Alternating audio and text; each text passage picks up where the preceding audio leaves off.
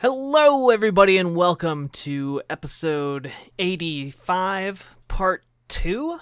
This wasn't initially intended to be a two-part episode, and our recording actually just went on for a really long time. We had a great time with our guest, Dean Stephenson, so this is the second half of our Best Games of 2017 episode.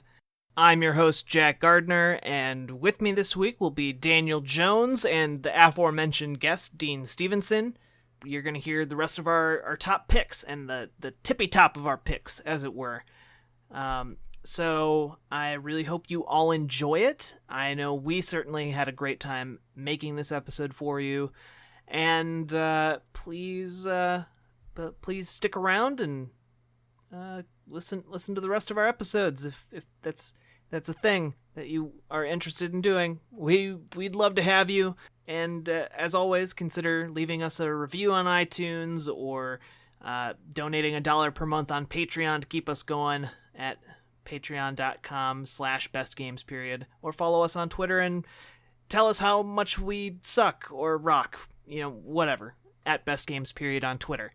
So, with all of that being said, with that very messy intro having been said, please enjoy this part 2.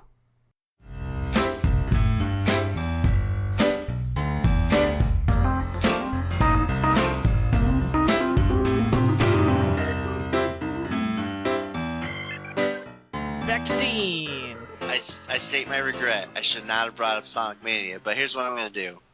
I am going to withdraw talking about Breath of the Wild because I am just getting started on that game, and more than likely, like Daniel said, at some point once I get around to playing more of it, it could be pretty high on my list of games I really like. But I'm going to take my lumps and just withdraw that game because I have other games I played more of, so I'll talk about those. Okay. So the next one I'm going to bring up is Injustice 2. Electric Boogaloo. Yeah, nice. Well played. So when Street Fighter 4 came out, I was so happy. There was years where I was like, man, this whole shift to 3D fighting games is lame.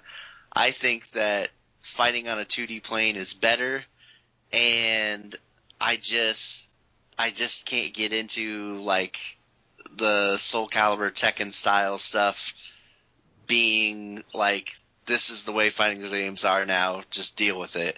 And so I've been so happy that it's come back to that. However, I will admit that I've been okay, but we need more. The 2D, 2.5D fighting games need to evolve. They need to do something fresh. They need to do something new and different. And I've really been excited with what NetherRealm has done, and they've quickly become my favorite fighting game developer because nobody. Okay, now hold on. Let me preface this, okay? Okay. So I can see that I've listened to enough podcasts and stuff to know that I'm probably actually wrong about this. So I'm trying to be careful with my declarative statements. There might be some Japanese fighting games that are out there that I have not personally played that might do something well, okay, but from what I've played, there isn't anything on the planet that I've played that has come anywhere remotely close to NetherRealm's story mode for their fighting games. It's amazing. I mean, it's but I've mostly played Capcom's games, Marvel vs. Capcom, Street Fighter, and then I've played Killer Instinct, and really, in a lot of ways, Killer Instinct feels like a budget game for Microsoft, if that makes sense. It just seems like they could do so much more with it, but it's really they It's like they made that game on a budget, and it's a great game, but it just feels like they're holding back, and they could do more with it, but they didn't. So, Injustice is really, really good. When I first started playing it, I was grabbed by, I was like, man, this game is a huge step up. It looks a whole lot better than the first Injustice. I was impressed with, I feel like NetherRealm is getting better with, like, one of the things that kind of bugged me about them for a while was, like, I would watch videos of, like, MK9 and then I played Injustice 1, and I'd be like, man, NetherRealm, they make good games, but, like, their character models just aren't great. Like, especially, like, their human characters, like, the characters that are otherworldly and stuff like that, like, I feel like the more stylized stuff they do well with, but just, like, your just regular human people, like, their models are just kind of ugh. But I think they've improved a lot. I think the only minor issue I had in relation to that with Injustice 2 is there's some odd stuff at moments where there's kind of this weird, like, uncanny valley thing going on where some of their characters, like, they look really like real, but they also, it's like there's something odd about them. I don't know how to pinpoint it. It's like they look like they the don't proportions are off somehow. Yeah, like there's something strange about them. Like it's not like I don't look at it and go, this is a bad design, but there's just something off about it. And so, but anyways, the game looks really, really good. It's very fluid. The cutscenes are amazing. The in-engine stuff is great. I really like their character design a lot. The thing that's great about Injustice 2, that's the most exciting about it, is they did this gear system. And so as you play, you level up your characters and you unlock new gear. And so you're constantly switching up your costumes in essence, but you can, change color. You don't just change color, like you can change costumes, but you can change, like, masks and leg gear and chest armor stuff. You can make changes to their weapons, so like Aquaman's trident can look vastly different, and it's just really, it's exciting. It's like, it's like, I admit, that's honestly one of my favorite aspects of Dark Souls. I love Dark Souls, and I love getting new armor in Dark Souls. I love getting new weapons, and that's one of my favorite things that drives me to keep playing it and keep grinding even after I'm done. Like, I want to keep going because I want to unlock new stuff. And so, in Injustice, that's a really great replay value that it has. It's like I want to get everything I can possibly get, all the cool stuff for Batman and Aquaman and Swamp Thing and all this stuff, and it's exciting. And they added a couple of Mortal Kombat characters in there for DLC characters, and I was like, man, I feel like they're whetting our appetite for like a gear system in the next Mortal Kombat, and that'd be awesome. So, but yeah, the NetherRealm, I'm impressed with them. Like, I personally thought I was done with Mortal Kombat. Like, the last Mortal Kombat I had played was Mortal Kombat 5. MK9 came out, and it was like this reboot, and they were going back, and it's 2.5D again. But I was like, I don't know. Like, the Mortal Kombat is so over the top violent, and this just seems a little too ridiculous for me. I think maybe I'm too old for this. This just seems like really immature and weird. But then MKX came out, and everything I saw about that game, I was just like, I've got to get this game. They had like the 3 different fighting styles for each character, and they brought in new characters, and they didn't like lean heavily on nostalgia like they did with MK9, which I like that about MK9. But I was like, man, they're doing like new maps and new story and new characters, and so yeah, like I've just been I'm a huge fighting game fan. I love them, and Injustice 2, honestly, that and MKX could potentially be my two favorite fighting games, period. Like, really. Like, Wow. really. Okay. Injustice 2 it's excellent. It's excellent. All right. Well, All right, yeah. Yeah, that was a worthy explanation of why Breath of the Wild is no longer on your list. Well, it really should be, But it's not anymore. Haha. I know. And it's my own fault because I had to make a dumb joke because you brought up Sonic 2, and I just had to point out that Sonic is incredibly overrated. And then now I'm not going to talk about Breath of the Wild.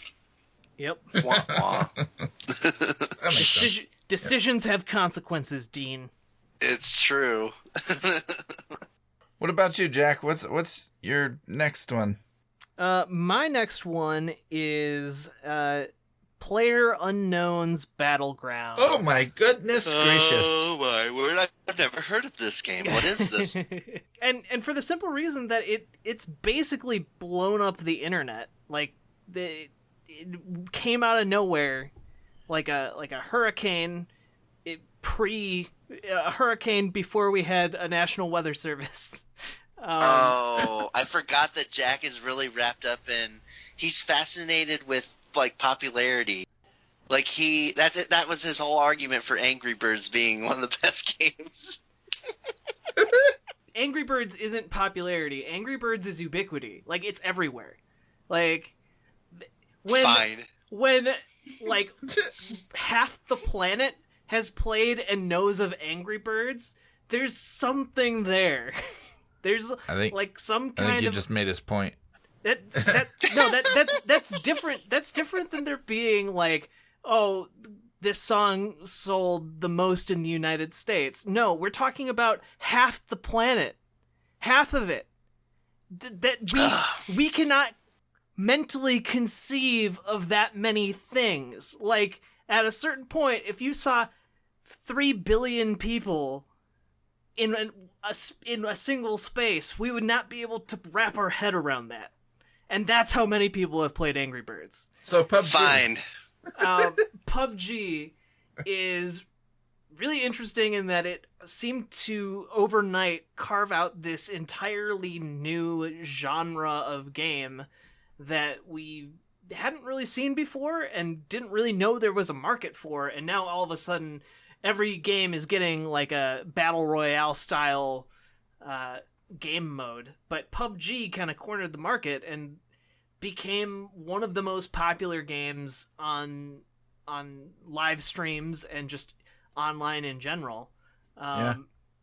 Honestly, a really, really solid experience. Like, it's for those of you who don't know what it is, it's basically 100 people jump out of an airplane onto an island, and then it's either third person or first person shooting, and then the last person standing wins. And you get a chicken dinner, but you jump out of the plane with no weapons, and you have to go scavenge weapons from different buildings and locations on this island, or on the new desert map. You have to make do with what you find. So if you only find a pistol, that's all you get to use other than your fists. So from there, it's all strategizing of where you think the most likely locations people are going to be. And as time progresses, this force field of energy slowly encompasses the island and shrinks the habitable game zone down until everyone is kind of crunched together and forced to fight. And it's a really genius system to make that kind of a game work, so you don't have like, one person holed up in a building for, the entire game, and like that would just be boring. And it's fun, it's interesting, and it kind of like there's no story mode, but it shows it's like kind of like Far Cry. It's all about emergent narrative and competition, and the one thing I really hate about it is that everyone online is a racist jerk, and so if you that's just the internet in general. Well, yeah, unfortunately. if you had Right. one of the coolest aspects about the game is the sound design, because you need to be able to hear where different shots are kind of coming from and all that. And one of the neat things that they included is that there is in-game chat functionality, and you can and it has like the sounds are all localized. So if you're talking in game with teammates, you can kind of pinpoint where they are based on how they're talking, and that also goes for other players. So other players can kind of pinpoint you based on what you're saying. So it behooves you to have these chats open, even though a lot of people use a third-party chatting app like Discord or Skype. But then that opens you up to... Right, then you have to spend a minute before each game as everyone's loading in, listening to everyone talk. And the favorite pastime that I've noticed after spending over 300 hours playing this game is that people love saying racial slurs, and they love basically consequence-free racism. That's what people really like online. Yeah. And it's really depressing and sad. But there are occasional sparks of hope where you're like, this is nice. Like one thing that's become a recurring thing in these chat rooms is like one player will broadcast "What Is Love" by Hadaway, and everyone will get together in like a mosh pit, and then there's a button that makes you lean to a side so you can kind of see around corners, but they'll just spam that button so everyone's doing like the little head bob. Nice. That's funny. It's little things like that redeem the community, even though a lot of people are just, especially young kids, are getting on to yell like the N-word or, go back to China or stuff like that. But that's not the game's fault. That's more that's more people being awful. What really blows my mind about PUBG is that I'm by no means suggesting it's equivalent or anything, but like from everything I've heard about the game, I was like, I didn't think that it was possible in this day and age for a game to sweep the nation. Like everything I've heard about it reminds me of like stories and stuff I've read and watched about Doom back in the day. How it just like took over everything. Yeah. And I was like, man, there's so many games out these days. There's thousands of games. There's just tons of them, and the Steam marketplace is just full of games. And then somehow this game manages to come along and just be a phenomenon. And it's just like, wow, I didn't even know that could happen in 2017. Yeah, and like there are some things that other things that I hold against it. Like, it doesn't really feel like it's done. Like, it feels like it could be polished way more than it is. It feels like there are still a lot of technical issues behind the game, even though it largely works. It's just that there's a lot of rough edges there, and I think that's just another element of the shock, though, is just that it's like, wow, an early access game is this popular. Yeah. But that's the thing. It officially released last year too, so it's out of early access. But it still feels like it's early access.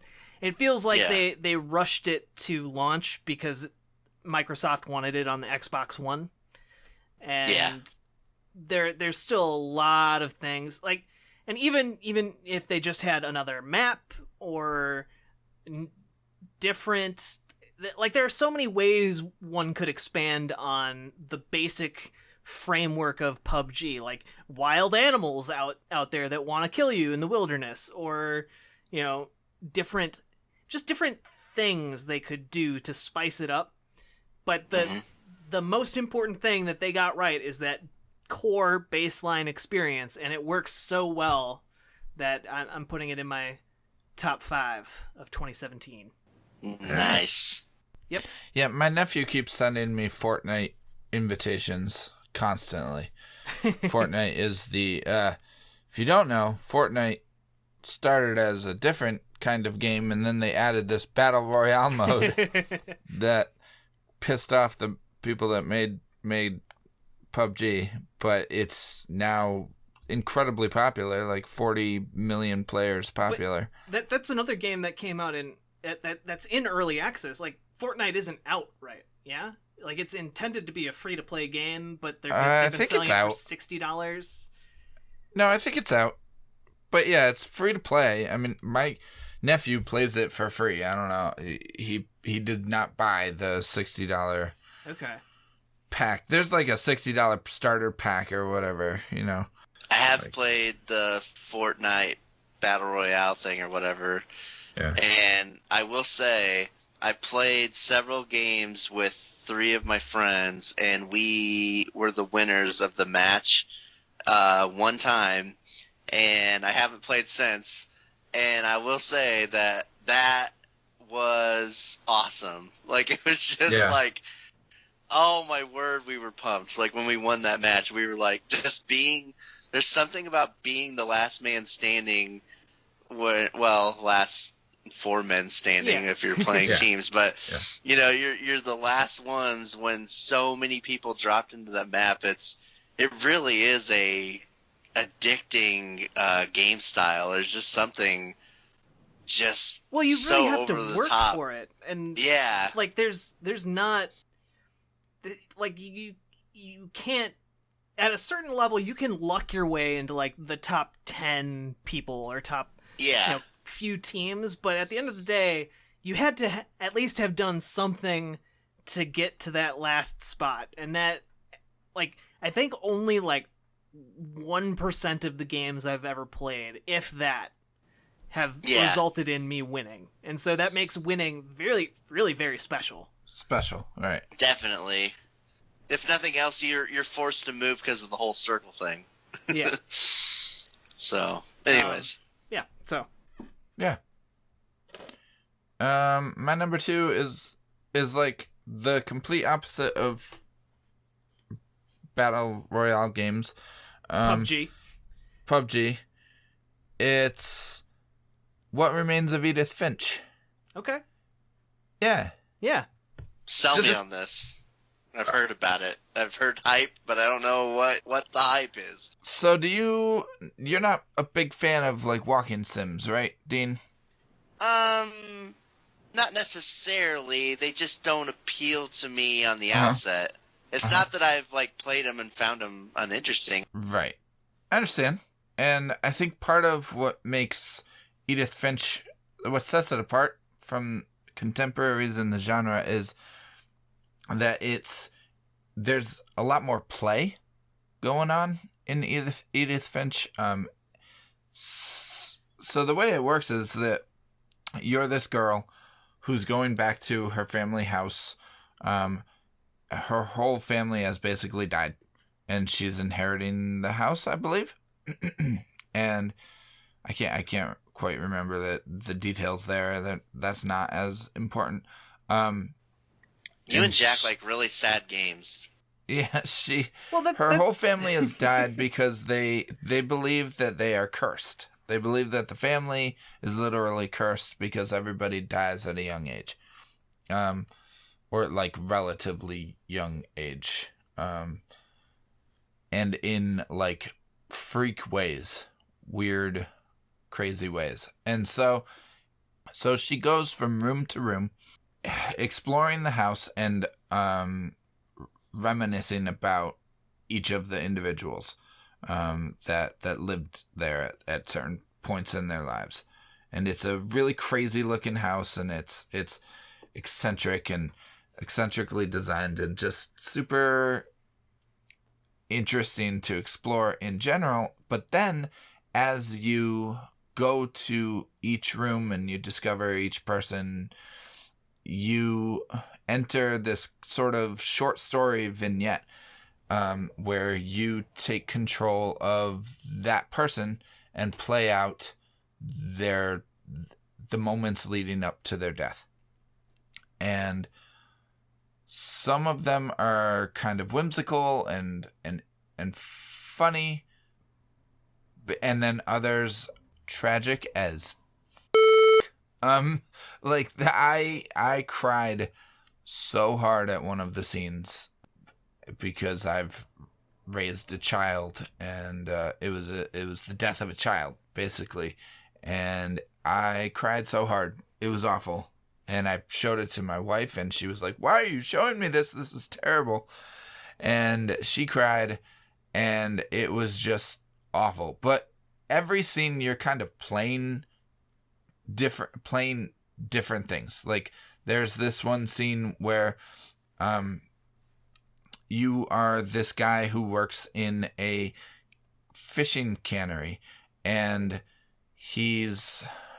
you have it's kind of being narrated, and there's a backstory that he's had some trouble with drugs, and as you go along, as he's working in the fishing cannery, he kind of makes up this fantasy in his head of him as like the king of this land, and you see, as you're with one hand, you have to control him chopping the heads off of all these fish, and with the other you're controlling, and they do it on the different joysticks. With the left joystick, you're controlling the game. It's like a game in his mind. It's like a video game in his mind, and you're controlling that as he explores his kingdom and whatnot. And as the scene goes on, the game part of it, the fantasy part, overtakes the real life part of it. And I won't spoil what happens, but it's amazing. It's one of the best moments of the year by far.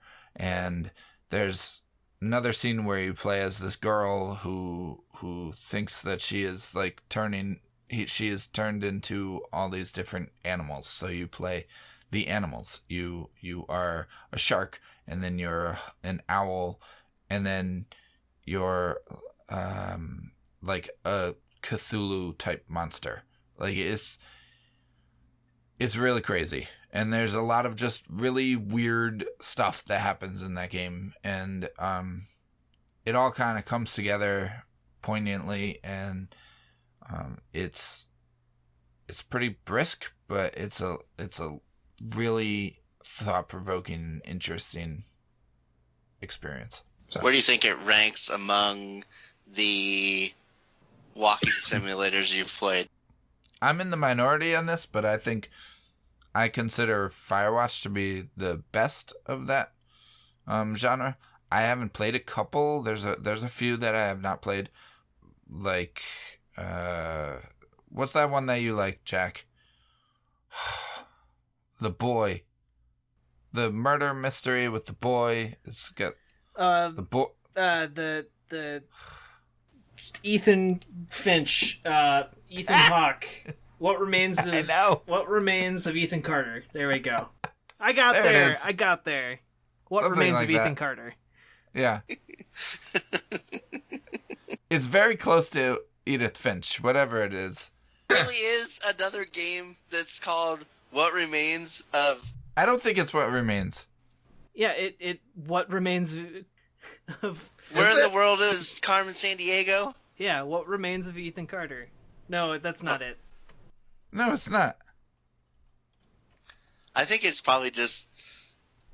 The Vanishing of Ethan Carter. The Vanishing of Ethan Carter. There it is. Yeah, I haven't played that. So I consider Firewatch to be the best, and Edith Finch is right behind that. So, it's real good.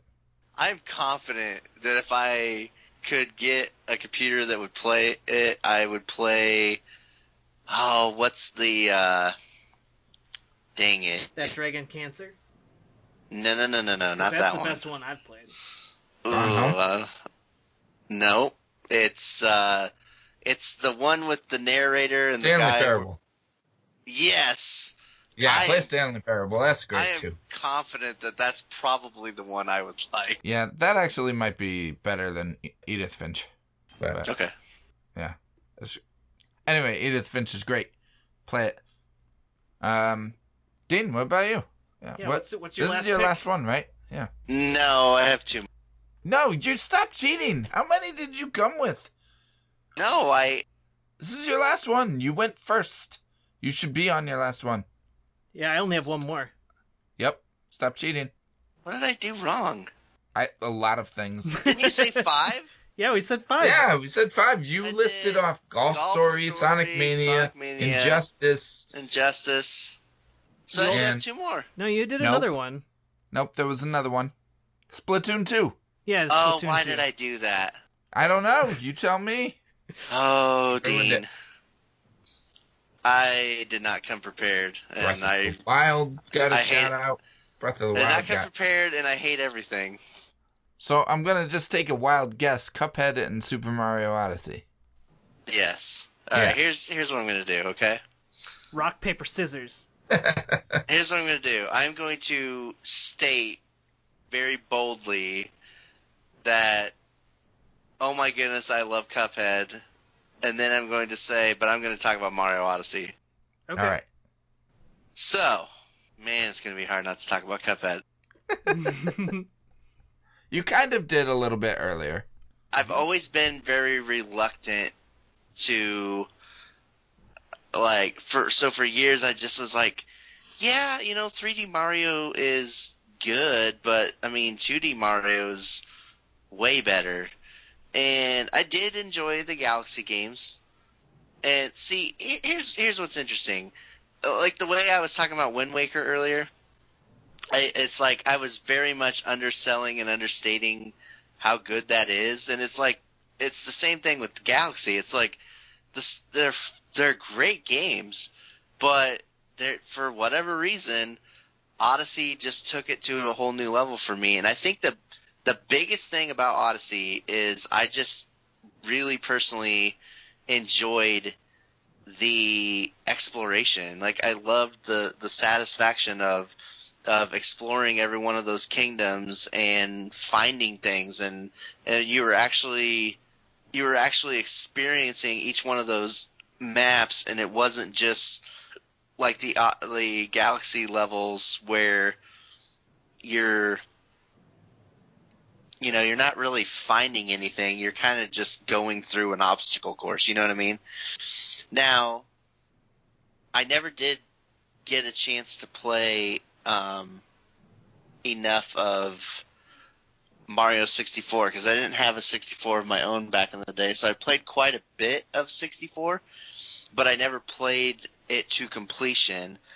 I do kind of recall that somewhat being a thing with 64, where you were experiencing a world and it was cool to jump into all the paintings and all that stuff. But I just feel like there was each kingdom in Mario Odyssey is so dense and there's so many moons to find, and some of them it's just like, there's clues where to find things, and so you're kind of doing detective work and you're trying stuff out, and you're trying to go, okay, where's this thing at?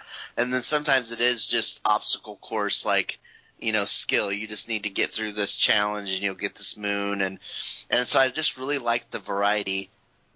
There's a thing in the Metro Kingdom where you do jump roping. And that sounds so silly on some level. It's like I'm jump roping in the city and I get a moon, but then there's one where you have to jump rope 100 times in a row to get the next moon for the jump rope challenge. And that was one of the hardest moons in the game. And I finally got into a rhythm. I messed up around 80 and I practiced a little bit more, and I finally got down the rhythm, and I think I broke like 160. I might have even got up to like 180 something. I really got in the zone, and like it was just really satisfying to get that moon.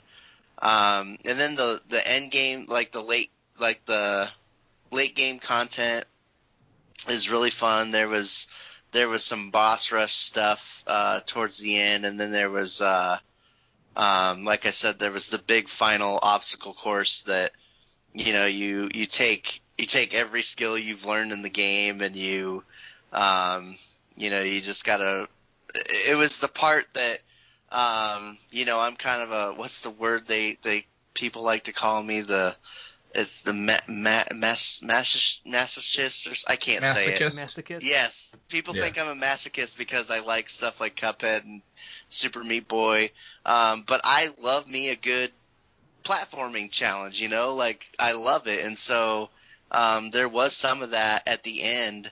And I won't spoil anything, but there was even some stuff besides the big final challenge that really satisfying moons that I got that took skill. And so I got every single moon in the game. I bought every costume. Then in the game, for some reason, in the shops, you can just keep buying moons, and you can your moons will max out at 999. So there's 880 moons in the game, and then you can buy up to 999, and I did that. And I'm telling you, man, that is easily, hands down, without question, I'm confident that Mario Odyssey is my favorite game of 2017.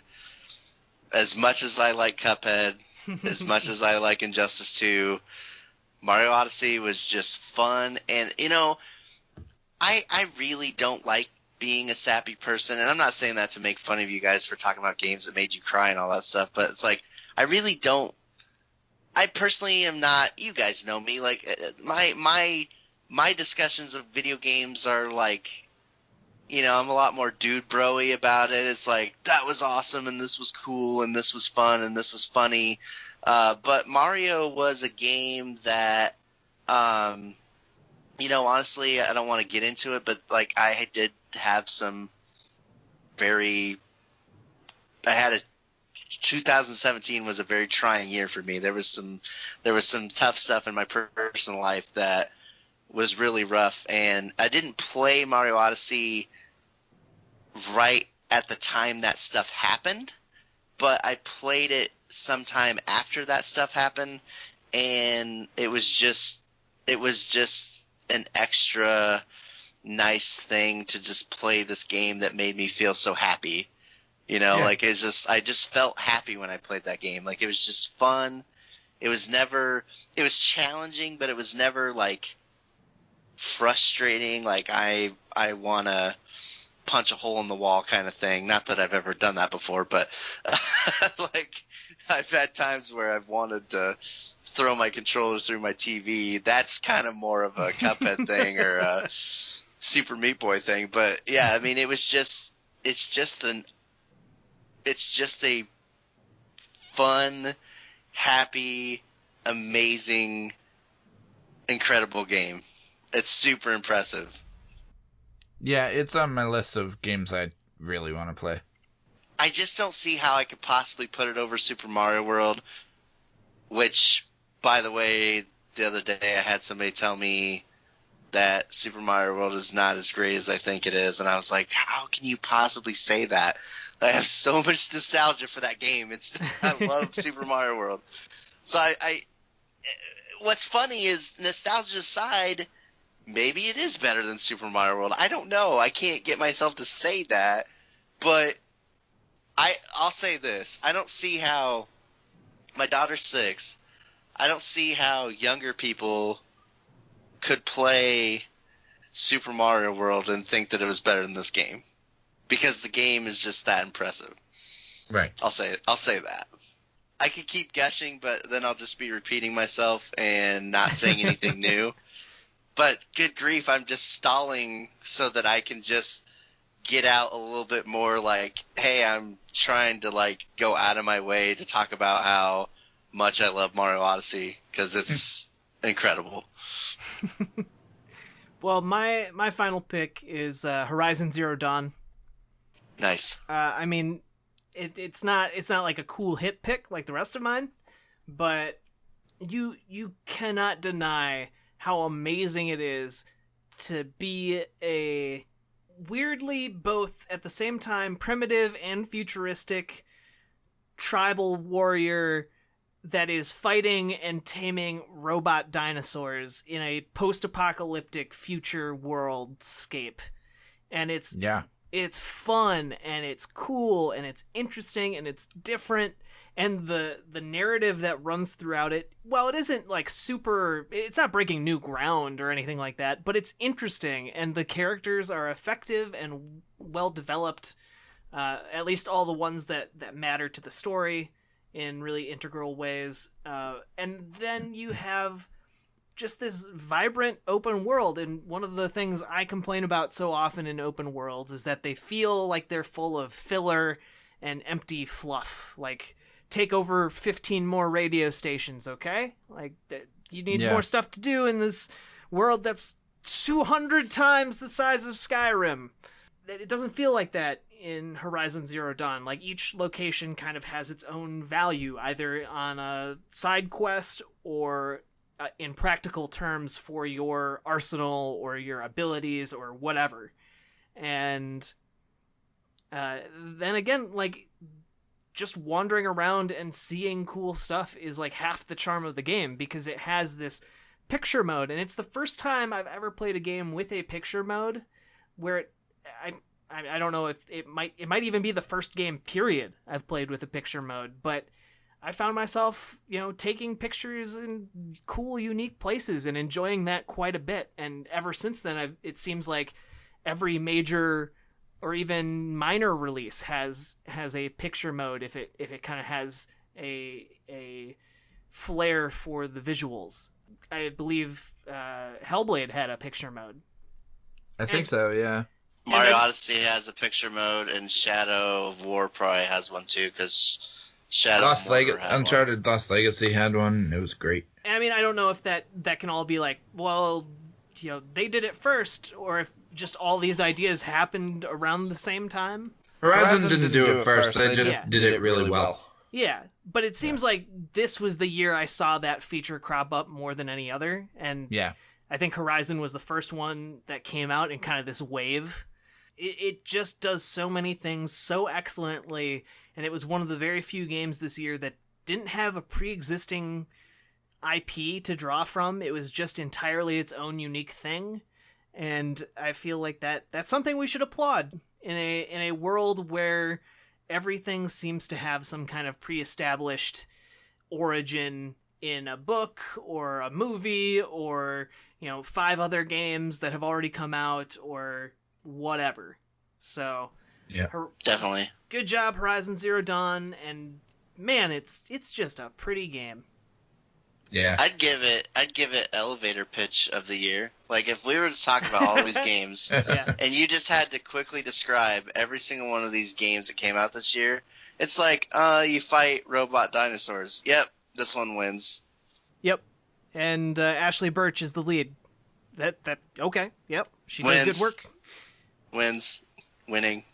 And just one last thing. It's one of the few games that manages to live up to its elevator pitch. That's awesome. Like you hear that pitch, young woman fights robot dinosaurs in a post-apocalyptic primitive future. That sounds awesome, and then the game actually turns out to be awesome. Like that's pretty awesome. Rare. That's pretty rare. Definitely. I agree. So my number one game is Horizon Zero Dawn. Well, okay then. I had a feeling. Not sure if you've heard of it. Yeah, I agree with everything you said, Jack. I realized as the year went on, I was just like, man, I really, really like that game. And I realized I got that email from Sony that had like my year in review on PlayStation thing. And my most played game was Horizon at 50 hours, which for me is a ton of time to invest in any game. And I was like, oh, man, I did not realize I had played that much Horizon. I really enjoyed that game from start to finish. And then even after I was done, I kept playing because I wanted to get that special suit of armor, which I still haven't actually gotten at, but I would like to still. But did you play the DLC at all? Because that also came out this year, and I haven't played it yet. But I'm really looking forward to it. I'm saving it for a rainy day.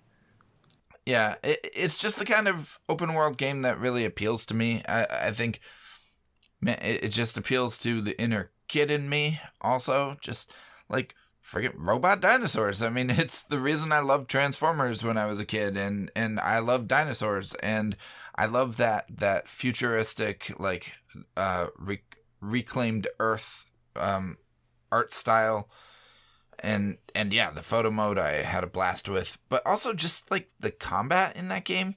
I mean, when I think about like what really kept me playing it, it was the combat. It was so satisfying, just fighting those what they call them, beasts, and taming them and using the different tools at your disposal to take them down. I just had a lot of fun with it. I know that people have gripes with the way that it really does stick to tried and true conventions of the open world genre, as opposed to like Breath of the Wild, which does something completely different with the open world genre, and kind of pardon my repetitiveness, but like opens it up a little bit. But Horizon, I've already stated, like, I like an open world game that doesn't feel like an open world game. I like an open world game that feels like a directed narrative that has consequence and has heft and weight and pacing. And Horizon was able to do that even at 50 hours. Like, I still felt like it was propelling me forward the entire time, and I was invested in the politics of the world and the different factions and the mystery behind everything, and the way that they unveil all of that and tell that story is incredibly, like, surprising. You would not expect a game about robot dinosaurs to have such a thought-provoking story. And it's not the best story in the world, but it definitely, it's decent sci-fi. Like, it got me thinking. And I think it was told pretty well. I was actually pretty emotionally invested. I mean, Jack, no spoilers, but the scene where you play it, where Aloy returns to a specific person's grave is that really got me, and I didn't expect that game to hit me in that way. So it was just really, it's just a really good game, and it's beautiful. It's one of the best games best looking games I've ever played. This is a shameful plug, just to you guys only. But did you know that I made a Legend of Aloy shirt? I did see that. That was great. I liked it. Where can people find your shirts? Honestly, I don't even remember. So, all right. Well, I don't know the exact link. It's on TeePublic. TeePublic, right? Yeah. And I really didn't bring it up to pitch that. People will want to check it out now. Yeah, I know. Hence why I was battling with whether I should bring it up or not, because I'm like, trying to. It's a cool shirt. I'm not trying to be like that, but it's like, hey, it's your favorite game of the year. Like, I made a shirt, you might like it. I had forgotten about that. I'm on kind of a spending freeze until we move into the new house. But I completely understand. Yeah. I'm on a spending freeze because I just bought a new headset. So. But yeah. So, I don't know that we need to really debate the number one game of the year, because I think it's Horizon. I'll agree on that. Come on. It would be in like another 2 hours for us to... Yeah, it would be a long discussion. Okay, I don't know if this can be a short conversation or not, but I have two things. One is just kind of a question that doesn't need to have a ton of discussion, but I have to ask. And then the other one is like a quick thing that I'll ask about. Okay, so here's the first one. Let's say that I went, okay, just for the sake of curiosity of what I'm trying to say, what if I was willing to say, okay, so fine, Horizon is the best game of the year. With that said, am I crazy to think that Nintendo probably had the best year, like as far as like an overall game company, like Sony, Microsoft, Nintendo? I'll fight you on it though. Like I could easily argue that Sony had a better year, but yeah, I hear you. In all seriousness, what remind me what they had? Horizon. Yeah. Horizon. Wait, I'm not done. Okay.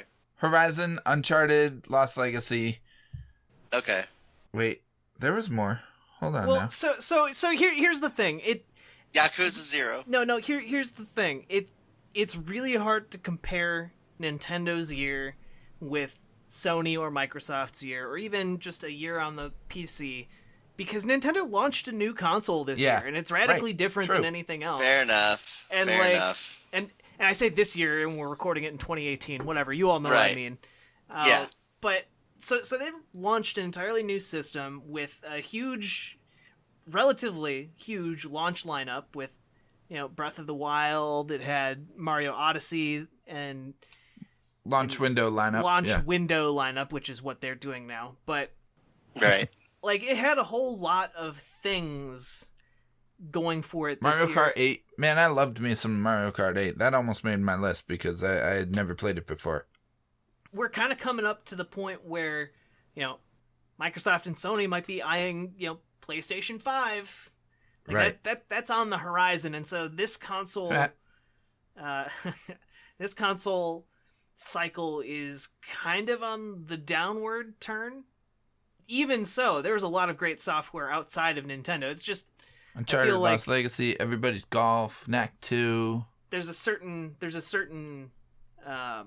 shine on Nintendo because they launched this thing that, the Wii U didn't do all that great, and suddenly the Switch is just selling like crazy. It's like one of the most popular consoles ever. And so it's hard to compare. I don't want to act like I wasn't interested in Wii U because I definitely enjoyed some stuff on there. The Tropical Freeze and Captain Which will Toad now be on the Switch. Yep. And Yoshi's Woolly World. And of course Mario Maker. But I think for so long I've just been like, personally, it's like Nintendo has not been my primary focus. Like, it's always kind of been secondary for me personally for a long time. And every time they come out with something new, I'm like, yeah, well, of course I'm going to get that eventually. It's Nintendo. And then I get excited. And I remember when I first got my Wii U, it was like I got Super Mario 3D World or whatever it was called. And I was like, yeah, this is cool. I'm into it. But like with Odyssey and Breath of the Wild, it's just been this whole different level of it's interesting to me because it seems so cheap. Like, of course, Nintendo makes Mario and Zelda games. Like, that's nothing new. But I just think that the titles that they put out this last year have been just super impressive. Like, I just think that it was like, wow, like you guys just like, I didn't think you were capable of wowing me anymore, but you just wowed the crap out of me. So I don't know. Okay, so I'm gonna stop this part and then just here's what I would like to. Sorry, I'm not trying to dominate and take over your show. I just you already did. Okay. I do that. It's just who I am. Super important question. You got to say whatever comes to your mind off the top of your head, and you can name stuff until you like just reach like a stop, and then you're like, I can't think of anything else. And I'll go first. So I want you to name the games from 2017 that you're really bummed out that you didn't get to, like, at all. Okay. So mine is number one is probably Horizon. And I'm not just saying that because you guys named it as your favorite. Like, for most of this year, I've been like, dude, I need to get Horizon. But then I'm like, but I am too busy playing other stuff, and I'm not going to get to this. But my next one is another PS4 title, Neo. Okay. Yeah. Neo looks really cool. See, add Neo to that PlayStation list. It's okay. It seems like something I would like. From what I understand, it's a lot more combat focused than necessarily like exploration and finding stuff. Yeah. Like that aspect of Dark Souls that I really like. But it still seems like something I really want to play. On that same note, The Surge. A couple of my friends have played The Surge. I don't know if you guys have heard of Lords of the Fallen. Yeah. Yeah, that's their next game. It's like a sci-fi Dark Souls, and I've seen it in action on my Titus's console on the marathon, and I was like, dude, that looks really cool. It looks like Titanfall meets Dark Souls, kind of. Like, it's just really neat. And from what I've heard, they really went into that, like, one of my favorite aspects of the first Dark Souls, which is the interconnected world and all the shortcuts and just the exploration element of it. It seems really they really hit that in this game. So there's that one, and then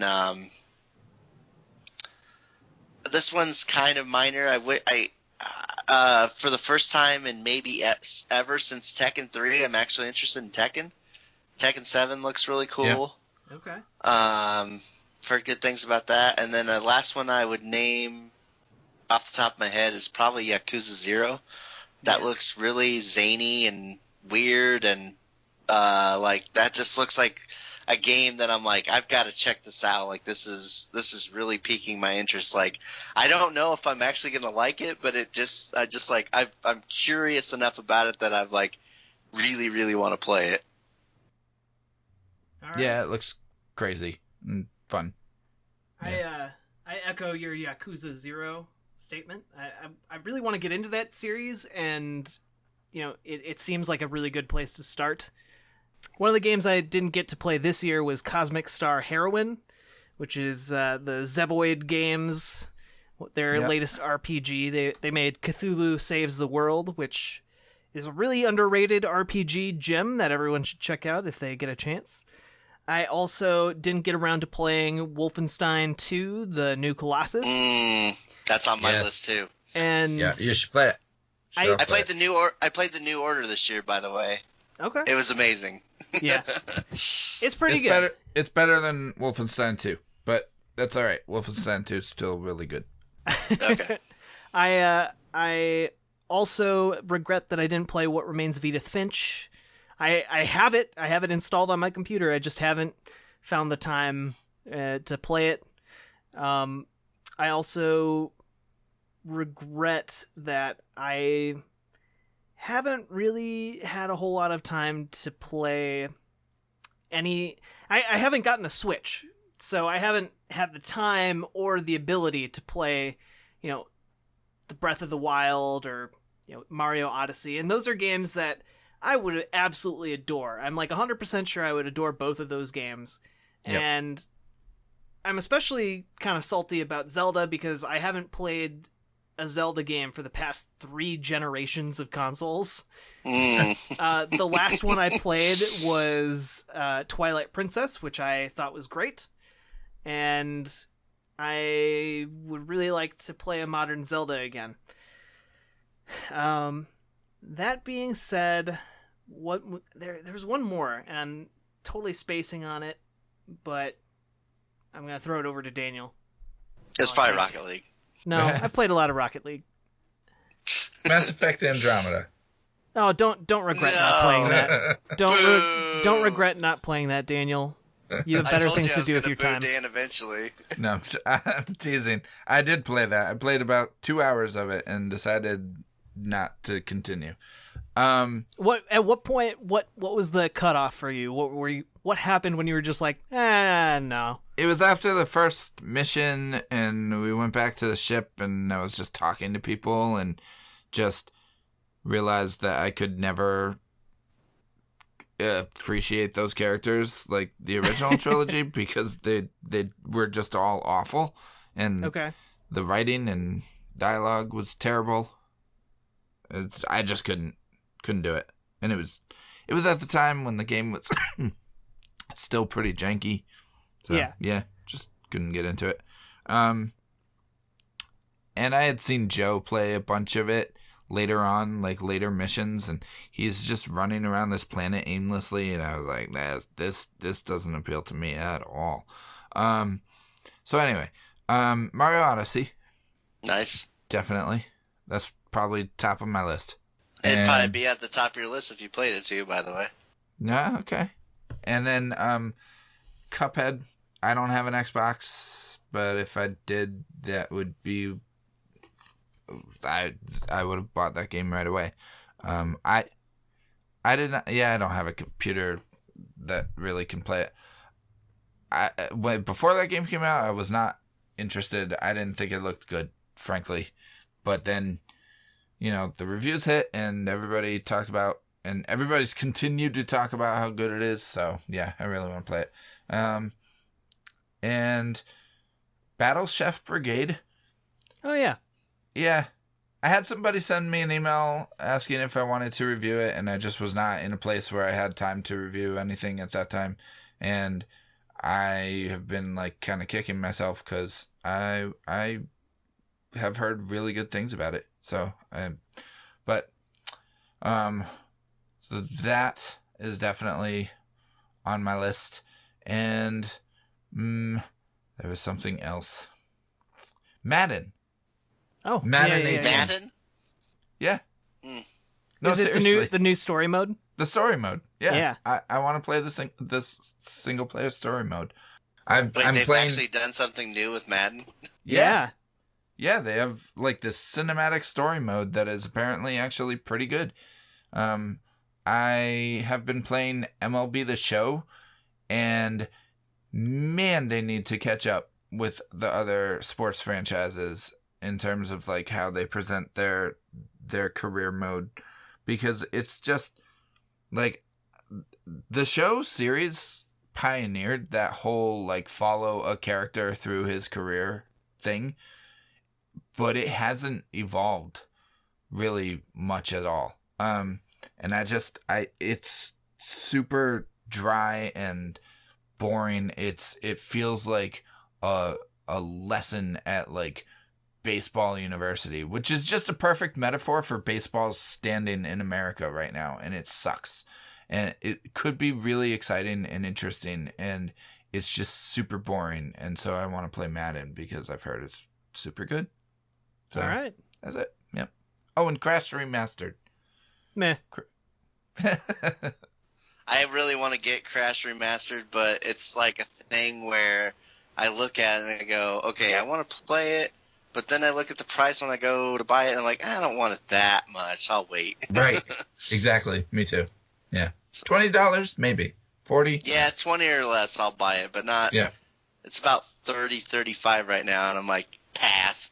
Yeah. So yeah. All right. We got to wrap up. I need to be at work in 5 hours. So, or I need to get up for work in 5 hours. All right. Dean? Thanks for participating in my question, because, man, there was so many amazing games this year that's yeah, we could talk a lot about the games we played, but what about all the ones we didn't even get to? I know, Resident right? Evil 7 also. Yeah. Resident Evil 7. Oh, wait. Before we go, though, off the top of your head, one game most anticipated for 2018, or if it gets delayed, whatever, who cares? Most anticipated game. Go. Shoot. Oh, boy. Not fast enough, Jack. I have no idea what's coming out. I'm going to have a snap decision. Fighter Z, because I can't think of anything else. All right. Well, you guys are boring. Well, what about you? Shadow of the Colossus Remastered. Remake. Well, you're boring. You're picking a game that already came out. I know. For what it's worth, that was my second choice. Yeah, I so was there you gonna go. say, I don't know, Shadow of the Colossus remastered. Oh man, I can't even think of anything else that's coming out this year. God of War looks pretty interesting. Eh. Hey, if Metroid comes out this year, that's my Metroid. Oh, man. Prime Yeah. 4. That's not coming out this year. That's not coming out this I year. know. That'd be great if it was, but it's not. Yeah, I don't disagree. So Jack, just say Last of Us Part 2. No. 'Cause I don't want any more stories set in that awful universe. I literally set down The Last of Us and was like, I never want to go through this game again. Like the one time was enough. I don't want to revisit this awful place. To be fair, the pre-release stuff has not excited me for that game, and it's sad. It makes me sad. What you didn't like the teaser trailer that had people horrifically mutilating each other and then getting eaten by zombies? Nope. That wasn't exciting to you. That didn't fill you with unfortunately intrigue? It didn't. No. Huh. Weird. All right, Dean. we know all we need to know about Dan. What's that game that you listed in your list tonight? The one that it's painful to play. Hellblade. This is the kind of guy that Dan is. But then he'd be anticipating The Last of Us Part 2. Your logic isn't consistent. Exactly. No, that's what he means. Yeah. Oh, okay. I am anticipating it still. Yeah. Jack is like saying, like, man, I don't ever want to experience The Last of Us again, and then I'm just laughing at the contrast of Dan, who seems to just revel in that kind of stuff that's just painful and torturous. I'm and saying sad I didn't and really bleak, and it's like, oh, I love it. Just absorb it into my body. What's that word again, Dean? Masochist? Yep. Yeah, I can't say it. All right, seriously. We need to wrap up. Dean? Yep. Jack? That's me. Thank you both for joining me tonight for this very special Year in Review episode 85 of the Best Games period of 2017. And thank you, good listeners, for joining us. You can find us every Monday on, most Mondays on iTunes and SoundCloud, Game Informer, Twitter at Best Games period, Facebook.com/Best Games period, and you can also support us on Patreon, patreon.com/Best Games period, and you can find us on community.extra-life.org. Jack, tell us a little bit about Extra Life. So if you don't know what Extra Life is, it's this awesome charity where people all across the United States and Canada can get together and play video games to help sick and injured kids in hospitals. So that's pretty awesome. And you can learn more over on extra-life.org. And if you want to sign up, you can actually do that over there as well. And one of the cool things about it is when you sign up, you can actually choose which Children's Miracle Network hospital you want to support, and then 100% of everything you raise goes directly to the hospital to help sick and injured kids. So you know where the money's going, it's local, and you're playing games, which you probably, if you're listening to this podcast, you probably already do that anyway, and helping kids at the same time. So it's really a win-win-win situation. There's a lot of winning going on, and I encourage everyone to check it out because it's great.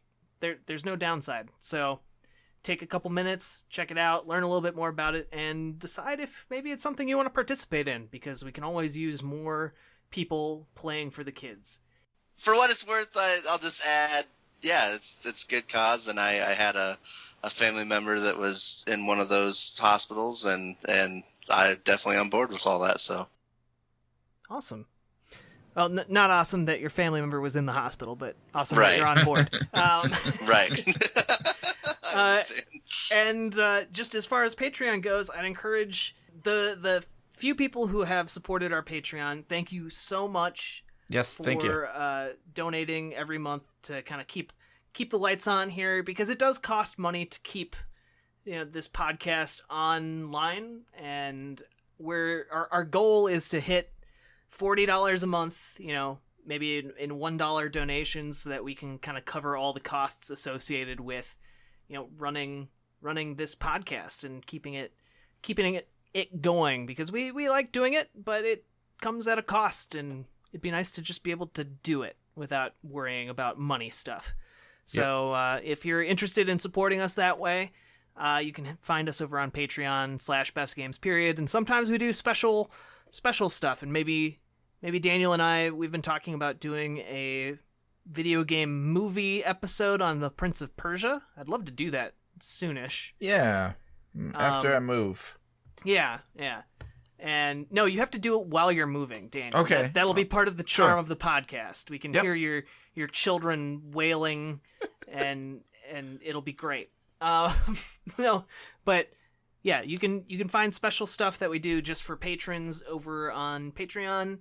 And again, I'll just want to plug We Wanted Adventurers, which will be launching soon. And the first episode of that I actually put up on Patreon, so you can check that out and kind of get a feel of what that D&D podcast will be like. So Yeah. Did you listen to that, Daniel? Not yet. Probably not. What about Dean? Where can people find Dean? What's your Twitter, Dean? I'm on Twitter, Dean Robot. All right. Beep boop. So enthusiastic about that. I think I hit the wall all of a sudden. I was Yeah. like, I heard it. I'm tired. All right. Well, then we should wrap up. Anyway, we will see you next time, everybody. Thank you for listening. See you on the flippity dippity.